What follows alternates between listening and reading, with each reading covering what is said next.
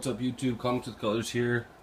Back with a contest entry for Vincru12000, 450 subs. I think I just checked today. He was at 476.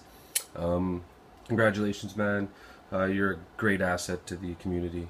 Just a wealth of knowledge and a ton of books. You put out great videos, stuff for us to be on the lookout for and whatnot. Yeah, so he had asked 5 questions. Jotted them down. Gonna try and answer them as best as I can. It's still fairly new to comic book collecting in general, so I'll answer them to the best of my ability. So, first question is comic predictions. What do I think is gonna happen with comics in the next couple of years? What do I think is gonna happen? They're gonna get more expensive. They're gonna cost more money because everything seems to cost more money. They're going to put out a ton of movies, which we already know that's coming, and that's just going to increase the price of the books, and I'll just keep on buying them. So that's my prediction. Yeah, I don't have a very good Nostradamus hat, so it's just a regular ball cap hat. Second question is there a bubble? So I've been collecting since August or so. And just in that little bit of time, I have noticed some comics that I picked up around that time, and now they've gone up. Is that because of a bubble? I guess partly.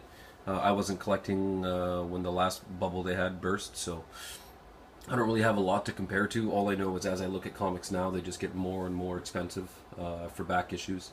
I'm not sure if that's because there's more collectors. I think part of it is because after whatever the hell that comic was that sold on eBay this year for $3.4 million, everyone's thinking that if they save some comic now again, maybe in however many years from now, it'll be worth $3.4 million. So I know in the 90s that's what people were thinking about. Oh, I'm going to save comics and I'm going to put my kids through college. Someone sells a comic for $3.4 million. Now everyone's starting to think that again. I think part of it also is with the investors and the dealers trying to get to, I guess, us newer collectors, the older collectors that have been collecting for a while, like Vincru and Lightning, 2288, Omega Shin, I'm sure Hero Hunter, guys like that. They know their prices. They know what they should be paying, what they shouldn't be paying, if they can find it cheaper in the wild. Someone like myself, if there's something I really want, I'm probably going to be an idiot and I'm going to pay that price. Now if someone sees me pay that price on something, they're going to put one up and try and sell it again for the same price, which would then in turn make a bubble. Obviously with the movies as well, just the hype around it. But I mean, a lot of people are starting to get into comics. I mean, there's a couple guys at work that I work with who didn't collect comics, I'm going to say 2 months ago, and I talked to them at work about comics. They had collected before, and then now they're back into it. Question number 3, suggestions for the big 3. How to, I don't know, make it better, I guess. Marvel, the only thing that drives me crazy is the amount of tie-ins, and, there's like 8 different Spider-Man titles, and all these other things. It just drives me crazy. I do enjoy collecting characters and whatnot, and it makes it a little bit harder. I mean, books aren't cheap. They're what, $3, $4, $5 a book, depending on what book you're getting. I've tried to keep my pull list kind of low because, I mean, I don't want to keep pulling book after book after book after book just because it is Spider-Man and they got 13 different Spider-Man series. Suggestions for DC. Don't really collect a lot of DC, so I don't have too many suggestions. Only suggestion I got is don't screw up this Deathstroke. I guess the last one, when they had done Deathstroke before, they wrecked it, so hopefully this one, which I'm enjoying so far, they don't ruin that one. Image, don't collect a lot of Image. Spawn's probably the only thing that I collect from Image, but when I do look at on the rack, there is so many number ones. I think every week they put out, I don't know, 8 million number ones. So maybe stick with a book that you think's going to be good and put out some good quality work. I don't read much of them, so I don't know if they're good quality or bad quality. But I would assume with just the amount, when you go for quantity, you don't usually get as much quality. So Number 4. If I was on my deathbed and I'm about to die, and there's no photos or nothing, and all the artists in the world, if I could choose one to draw me, so I could leave it for my family, who would I pick? I would probably pick Scotty Young and get him to draw me as a young kid.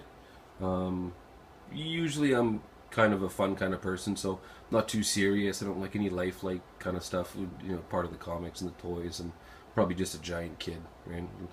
Don't really play a lot of video games now, but I used to. I like collect comics. I have a few action figures here and there, and I like to do kid stuff. So I think him drawing me like a kid would be fun. I don't know where the heck I put my books. I got like a whole bunch of Scotty Young books here, but I have no idea where I put them because I just hung some up. So yeah, I'd love to have him draw me, just to, I guess, in a fun way, not really a serious way, so that my family could possibly remember me as being fun, not a jerk, which I'm sure I can be here and there, like something like this, like that. See, that'd be kind of funny. My belly's about the same size too, sticks out just like that. So my hair's not as tall though; it's bald, and I'd love to pop tires on something. So yeah, that's who I'd like to draw me. And question number 5, which is a 4-part question. Now these are books that are probably all out of my reach, so maybe one day I'll get them. I would actually take any of these books if they were offered to me for free. It makes no difference what book they are, but the ones I choose, I'll go here. So Showcase number 4 or Fantastic Four number 1. Showcase number 4, ushering the Silver Age in with the Flash, or Fantastic Four number 1, ushering in the Marvel. I do follow Marvel more than I follow DC. But I do not follow Fantastic Four. But geez, I don't even know which one I take. Whichever one's worth more. Fantastic Four, I guess, maybe. Yeah, we'll go with Fantastic Four. Second one, Batman number 1 or Amazing Spider-Man number 1. That one's an easy one for me. I'd go Amazing Spider-Man 1. Yeah, like I said, I don't collect a lot of DC. I think Batman would be kind of cool, but I like Spider-Man better. Third one is Teenage Mutant Ninja Turtles 1 or Walking Dead 1. I don't follow Walking Dead, I don't read Walking Dead, and I do not watch the Walking Dead show. So, easy one for me, Teenage Mutant Ninja Turtles 1. I also have nothing against Walking Dead, I just don't like zombies. Not really my kind of thing. My daughter loves zombies, but I don't like them. And the last one, New Mutants 98, or the Batman Harlequin black cover. I don't even know what that one is. I know it has Harlequin on it. This one's a little bit tougher for me because I'm sure me and my daughter would fight. I'm a Deadpool fan. She likes Deadpool, but she loves Harley Quinn. If it was me picking, I would probably go Deadpool. If my daughter was with me, then I would pick Harley Quinn. So I don't know if I answered that, but I think I kind of did. So yeah, if it's just me standing in the store, I'm taking New Mutants 98 because it's got Deadpool. If my daughter's with me because she gets more say in my life than I think I do, it'd be Harley Quinn. Yeah, those are my answers to my 5 questions. Congratulations again, Vincru, on 450. Great milestone, or I guess 476 now. If you haven't checked out his channel, you should go see it. It's got tons of stuff on there.